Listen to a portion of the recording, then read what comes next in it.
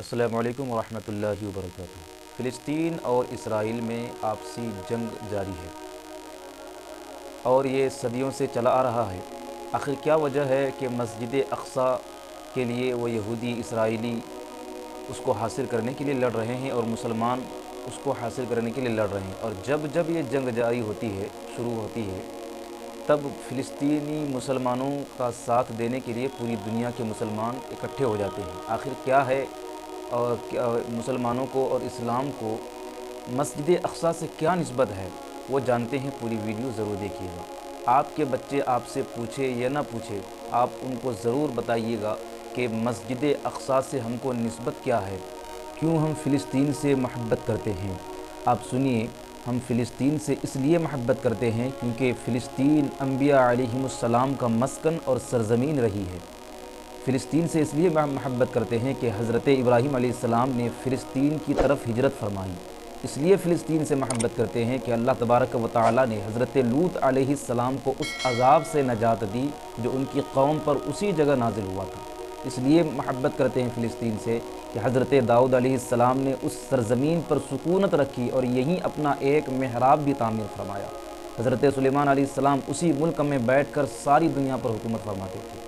چینٹیوں کا وہ مشہور واقعہ جس میں ایک چینٹی نے اپنی باقی ساتھیوں سے کہا تھا کہ اے چونٹیوں اپنے بلوں میں گھس جاؤ، یہیں اس ملک میں واقع اسقلان شہر کے ایک وادی میں پیش آیا تھا، جس کا نام بعد میں وادی النمل، چینٹیوں کی وادی رکھ دیا گیا۔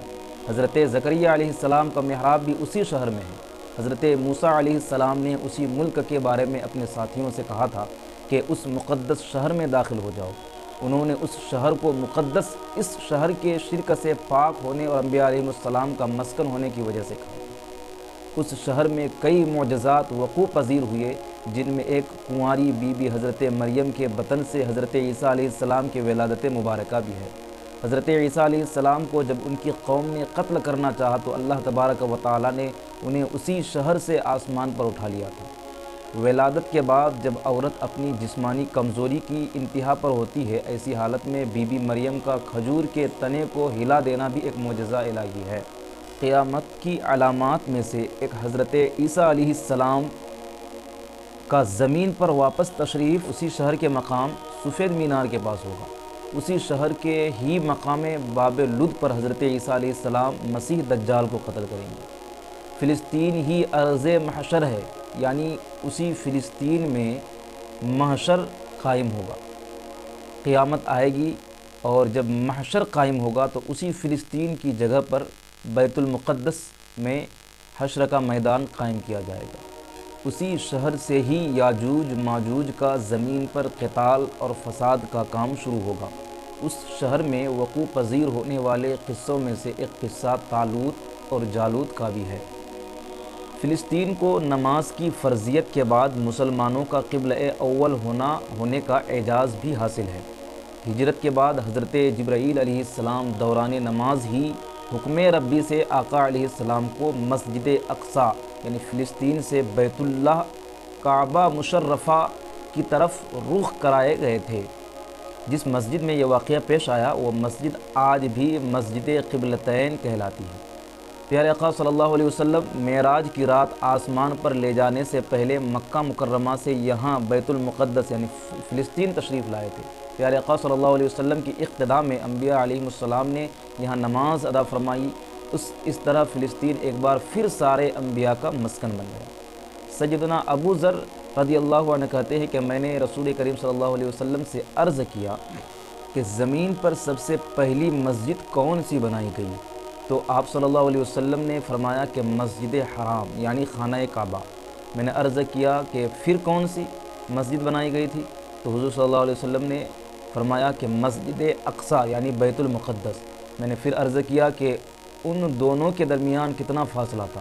پیارے آقا صلی اللہ علیہ وسلم نے فرمایا کہ 40 برس کا، اور تو جہاں بھی نماز کا وقت پالے وہی نماز ادا کر لے، بس وہ مسجد ہی ہے۔ وصال حبیبنا صلی اللہ علیہ وسلم کے بعد حضرت ابو بکر رضی اللہ عنہ کو ارتداد کے فتنہ اور دیگر کئی مشاکل سے نمٹنے کے لیے عسکری اور افرادی قوت کی اشد ضرورت کے باوجود بھی فلسطین کی طرف آپ صلی اللہ علیہ وسلم کا تیار کردہ لشکر بھیجنا بھی ایک ناقابل فراموش حقیقت ہے۔ اس لیے بھی فلسطین سے ہم محبت کرتے ہیں کہ اسلام کے سنہری دور فاروقی میں دنیا بھر کی فتوحات کو چھوڑ کر محض فلسطین کی فتح کے لیے خود سیدنا عمر رضی اللہ عنہ کا چل کر جانا اور یہاں پر جا کر نماز ادا کرنا اس شہر کی عظمت کو اجاگر کرتا ہے۔ دوسری بار بعینہ معراج کی رات بروز جمعہ 27 رجب المرجب سن 587 ہجری کو صلاح الدین ایوبی کے ہاتھوں اس شہر کا دوبارہ فتح ہونا بھی ایک نشانی ہے۔ بیت المقدس کا نام قدس قرآن سے پہلے تک ہوا کرتا تھا۔ قرآن نازل ہوا تو اس کا نام مسجد اقصی رکھا گیا۔ قدس اس شہر کی اس تقدیس کی وجہ سے ہے جو اسے دوسرے شہروں سے ممتاز کرتی ہے۔ اس شہر کے حصول اور اسے رومیوں کے جبر و استبداد سے بچانے کے لیے 5000 سے زیادہ صحابہ کرام رضوان اللہ علیہم اجمعین نے جام شہادت نوش کیا، اور شہادت کا باب آج تک بند نہیں ہوا، سلسلہ ابھی تک چل رہا ہے۔ یہ شہر اس طرح شہیدوں کا شہر ہے۔ مسجد اقصی اور بلاد شام کی اہمیت بالکل حرمین شریفین جیسی ہی ہے۔